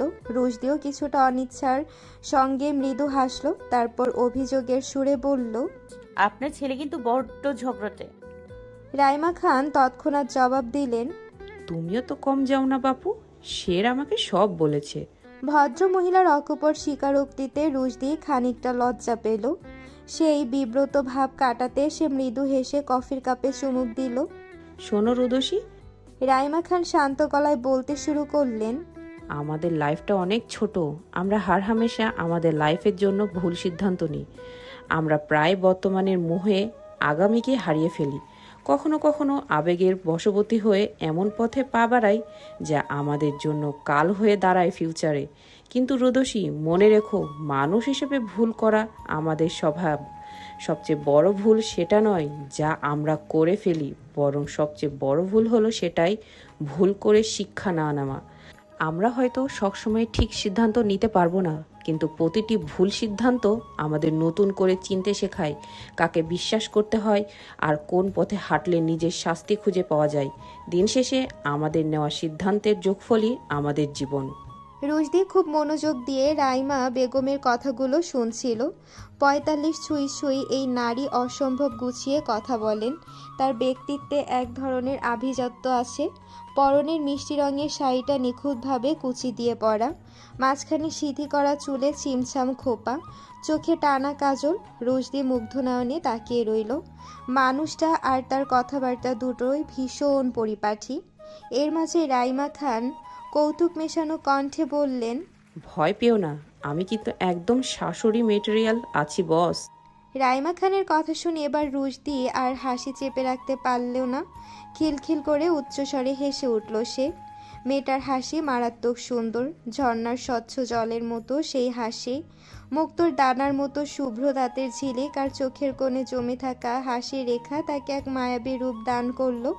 হাসি থামলে রাইমা খান প্রশ্ন করলেন, কি ভাবলে তবে? তোমার মত কি? রুশদি সরাসরি রাইমা খানের চোখের দিকে তাকালো। কিছুক্ষণ নীরব থেকে ধীর কণ্ঠে বলল, আমি বাবাকে একা ফেলে যেতে পারবো না। রাইমা খান পরম মমতায় রুশদির মাথায় হাত রাখলেন, স্নিগ্ধ হেসে বললেন, ঠিক আছে, এখন বাসায় যাও, সময় নিয়ে ধীরে সুস্থে ভাবো। আমার নাম্বারটা নিয়ে যাও, যদি মত বদলাও তবেও ফোন করো। রুশদি অপলক তাকিয়ে রইল রাইমা খানের দিকে। মহিলাটির সান্নিধ্যে কেমন যেন একটা মামা ভাব মিশে আছে। সন্তান অন্ধকারের পথে হারিয়ে ফেললে মা যেমন প্রদীপ হাতে এসে পথ দেখান, রাইমা খানকেও ঠিক তেমন মনে হচ্ছে। আজ রুশদির মা বেঁচে থাকলে হয়তো তিনিও তাকে এভাবেই আগলে ধরতেন, দেখিয়ে দিতেন সঠিক কোনো পথ। অলস এক বিকেল, জানালার পর্দা ঠেলে আসা রোদে ফারাজ নিজের ঘরে কার রেসিং গেমে বুঁদ হয়ে আছে। পাশে বসে ছোট শের মনোযোগ দিয়ে ট্যাবে কার্টুন দেখছে। দুজন মহাব্যস্ত নিজ নিজ কাজে। ঠিক সেই মুহূর্তে ঘরের দরজায় দেখা দিল এক ছায়া। পা টিপে টিপে ঘরে ঢুকলো ফারাজের ছোট ভাই শাহানান খান, যাকে সবাই ভালোবেসে শান বলে ডাকে। শানের কর্মকাণ্ড অতিষ্ঠ হয়ে বাবা শেহজাদ খান ওকে পড়াশোনার জন্য বিদেশে পাঠিয়েছিলেন, কিন্তু কাউকে কিছু না জানিয়ে আজ সে হঠাৎ দেশে হাজির। এসেই কানে এসেছে বড় ভাইয়ের বিয়ে ভাঙার খবর। সেই খবর নিয়েই সে সোজা হাজির হয়েছে ফারাজের ঘরে। ফারাজ কানে হেডফোন গুঁজে টিভির স্ক্রিনে স্টিয়ারিং ঘোরাতে ব্যস্ত। শান নিঃশব্দে পেছনে দাঁড়িয়ে হুট করে ফারাজের কান থেকে হেডফোনটা টেনে সরিয়ে নিল। চমকে উঠে ঘাড় বাঁকিয়ে তাকালো ফারাজ। ছোট ভাইকে সামনে দেখে বিস্ময়ে তার ভ্রু কুঁচকে গেল। বিস্ময়ে সামলে নিয়ে গম্ভীর গলায় ফারাজ শুধালো, তুই বাড়ি আসলি কখন? ড্যাড জানে? শান সেসব প্রশ্নের উত্তর দেওয়ার ধার ধারল না, বরং গাল ভরা হাসি নিয়ে খিলখিল করে হেসে বলল, তোমাকে নাকি হবু ভাবে রিজেক্ট করে দিয়েছে? সত্যি নাকি ভাইয়া? মুহূর্তেই ফারাজের মুখের ভঙ্গি পাল্টে গেল। আত্মসম্মানে ঘা লাগায় চটা গলায় জবাব দিল, কে বলেছে তোকে এসব আজে বাজে কথা? এই ফারাজ কি এতই সস্তা যে একটা সাধারণ মেয়ে তাকে রিজেক্ট করবে? হ্যাঁ, আমি ওই মেয়েকে রিজেক্ট করেছি, বুঝেছিস? শান পাক্কা খবর নিয়েই এসেছে, এসব ভুজুং ভাজং বুঝ সে নিবে না। শান টিপ্পনি কেটে বলল, ভাইয়া পার্ট নিও না তো, আমি সব খবর জেনে এসেছি। কচু জানিস তুই? আবার রুম থেকে যা এখন। ফারাজ প্রায় ধমক দিয়ে উঠল। শান ভাইয়ের ধমক গায়ে না মেখে বিছানায় বসে থাকা শেরের দিকে এগিয়ে গেল। সে এতক্ষণ কার্টুনে মগ্ন ছিল, হঠাৎ কাউকে সামনে দেখে মাথা উঁচু করে তাকালো। শান চাচ্চুকে দেখতে পেয়েই তার কচি মুখটা এক চমৎকার হাসিতে ভরে উঠল। মুহূর্তেই সে ঝাঁপিয়ে পড়ল শানের উপর। শানু হেসে তাকে দুহাতে শক্ত করে জড়িয়ে ধরল। কিছুক্ষণ চাচা ভাতিজার এই নীরব ভালোবাসার পালা চলল। তারপর শানের গলা ছেড়ে বিছানায় উঠে দাঁড়ালো সে। আধো আধো গলায় জিজ্ঞেস করলো, তুমি কখন আসলে চাচু? শান হাতের 5 আঙ্গুল মেলে ধরে বলল। এই তো মাত্র 5 মিনিট আগে। শের এবার শানের কানের কাছে মুখ নিয়ে ফিসফিসিয়ে বলল। দাদু জানে? শানও নাটকীয় ভঙ্গিতে ফিসফিস করে উত্তর দিল। হুম, জানে না। শের চোখ বড় বড় করে বলল, তবে তো আমার খবর আছে। দাদু তো এবার তোমাকে পিটুনি দিয়ে একদম চাটনি বানিয়ে ফেলবে। শান হাসতে হাসতে বলল। নো প্রবলেম, চাটনি তো তোর খুব পছন্দ, তুই ইয়াম ইয়াম করে খেয়ে নিস। শের হাসি দিয়ে চাটনি খাওয়ার অভিনয় করে বলল। ইয়ান ইয়ান ইয়ান। ছোট্ট শেরের কথা শুনে শান হেসে কুটিপাটি হলো। শেরের কপাল আর গালে গোটা 5 চুমু খেয়ে তাকে আবার বুকে টেনে নিল সে। ঘরটা ভেসে গেল এই 2 দুষ্টু মিষ্টির খুনসুটিতে। ফারাজ আর চোখে চাচা ভাতিজার এই ভালোবাসার দৃশ্যটি দেখছিল। শেরের ছোট্ট পৃথিবীতে বাবার পরেই যদি কাউকে সবচেয়ে বেশি ভালোবাসে তবে সে শান। শান ওই ছোট্ট মানুষটিকে ভীষণ ভালোবাসে। কোথাও বের হলে শেরের জন্য উপহার আনাটা শানের কাছে অনেকটা অভ্যাসের মতো হয়ে দাঁড়িয়েছে। বিগত 6টা মাস শান দেশের বাহিরে ছিল।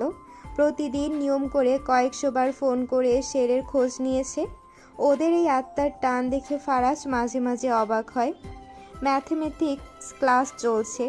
লুৎফর স্যার ব্ল্যাকবোর্ডে খড়খড় শব্দে জটিল সব সমীকরণ কষে যাচ্ছেন, কিন্তু রুশদির মন সেখানে নেই। সে জানালার বাইরে আকাশের দিকে তাকিয়ে অন্যমনস্ক হয়ে আসে।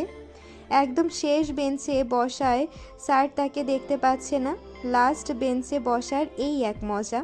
রুশদির মাথায় সারাক্ষণ রাইমা খানের কথাগুলো ঘুরপাক খাচ্ছে। সে জানে বাবার মায়াজালে আটকে থাকলে তার নিজের কোনো ভবিষ্যৎ নেই।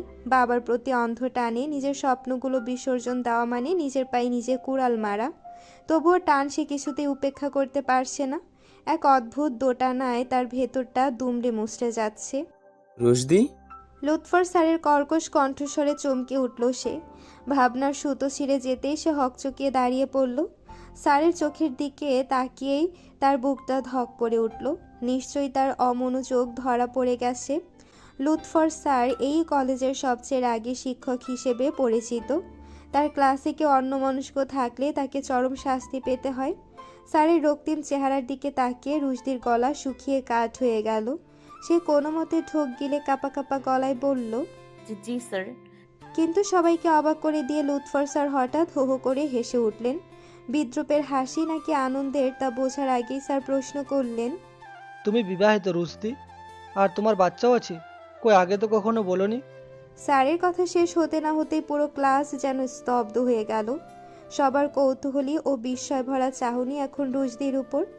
সে নিজেও যেন 250 ভোল্টের বৈদ্যুতিক শক খেলো। অবিবাহিত একটা মেয়ে ক্লাসের মাঝখানে দাঁড়িয়ে শুনছে সে নাকি বিবাহিত এবং তার এক সন্তানও আছে। মাশাআল্লাহ, বিয়ের আগে সে মা হয়ে গেল। বিষয়ের ঘোর কাটিয়ে রুশদি নিজেকে সামলে নিয়ে কিছু বলতে যাবে, ঠিক তখনই ক্লাসের দরজার কাছ থেকে একটা ছোট্ট কণ্ঠস্বর ভেসে এলো। হেই মম, হোয়াটসঅ্যাপ? মুহূর্তেই ক্লাসের সবার চোখ দরজার দিকে ঘুরে গেল। সেখানে দাঁড়িয়ে আছে পুচকে শের, যার মুখে এক চিলতে দুষ্টুমি ভরা হাসি। শেরের কণ্ঠস্বর শুনে রুশদি দরজার দিকে তাকাতেই দ্বিতীয় দফায় বড়সড় একটা ঝটকা খেলো। এই পিচ্ছি এখানে এলো কী করে? আর এসেই যেভাবে সবার সামনে ওকে মম বলে ডাকলো, তাতে রুশদির মান সম্মানের 12টা বেজে গেছে। লজ্জায় আর অস্বস্তিতে কান মাথা গরম হয়ে উঠল। ক্লাস থেকে দ্রুত বের হওয়ার জন্য পা বাড়াতেই এক সহপাঠী টিপ্পনি কেটে বলে উঠল, তুমি যে বিবাহিত রুশদি, আগে তো কখনো বলনি। রুশদি না থমকেই দাঁতে দাঁত চেপে জবাব দিল, বিশ্বাস করো, আমিও এইমাত্র জানলাম। রুশদি দ্রুত পায়ে শেরের কাছে পৌঁছালো। এই ছেলেটা আজ সবার সামনে ওর সম্মানের চাটনি বানিয়ে ছাড়লো। সে নিচু হয়ে প্রায় কাঁদো কাঁদো গলায় শেরকে জিজ্ঞেস করলো, তুমি এখানে কি করছো শের? শের সোজা হয়ে লুৎফর স্যারের দিকে তাকিয়ে বিনীতভাবে বলল, স্যার আমি কি একটু আসছি? স্যারও সম্মতি জানালে রুশদি ক্লাস থেকে বের হয়ে আসলো। করিডোরে বের হয়ে রুশদি শেরকে নিজের সামনে দাঁড় করালো। হাত নেড়ে কড়া গলায় বলল, এবার বলো তুমি এখানে কেন এসছো? শের দাঁত বের করে হাসলো। তারপর পাশের একজনকে ইশারা করে বলল, জিঙ্কু তোমার সাথে দেখা করতে এসেছে। রুশদি ভ্রুকুচকে শুধালো। ঝিঙ্কু? কে এই ঝিঙ্কু? ভাবি, এই যে আমি ঝিঙ্কু। করিডোরের দেয়ালে হেলান দিয়ে দাঁড়িয়ে থাকা এক যুবক নিজের দিকে ইশারা করে বলে উঠল। রুশদি সরু চোখে তার দিকে তাকালো, মনে মনে ভাবলো, এই আবার কোন ক্ষেতের মূলা, একে তো আগে কখনো দেখিনি। শান তখন রুশদির সামনে এসে দাঁড়ালো এবং একটা বড় করে সালাম দিয়ে বলল, ভাবি, আমি শান। কে আপনি আর আমাকে ভাবি ডাকছেন কেন? রুশদি বিরক্ত হয়ে প্রশ্ন করলো। শান জবাব দিল, আমি আপনার একমাত্র দেবর, শাহানান খান। শান পদবিটা শুনে রুশদি বুঝতে পারলো এই ছেলেটা নিশ্চয়ই ফারাজের ছোট ভাই। রুশদি শুকনো গলায় বলল, তাতে আমি কি করব? শান একটু হেসে বলল, শুনলাম আপনি নাকি বড় ভাইকে রিজেক্ট করে দিয়েছেন। কোন সে মহিষী নারী যে ফারাজ খানকে না বলে সাহস রাখে, তাকে এক নজর দেখতে চলে এলাম।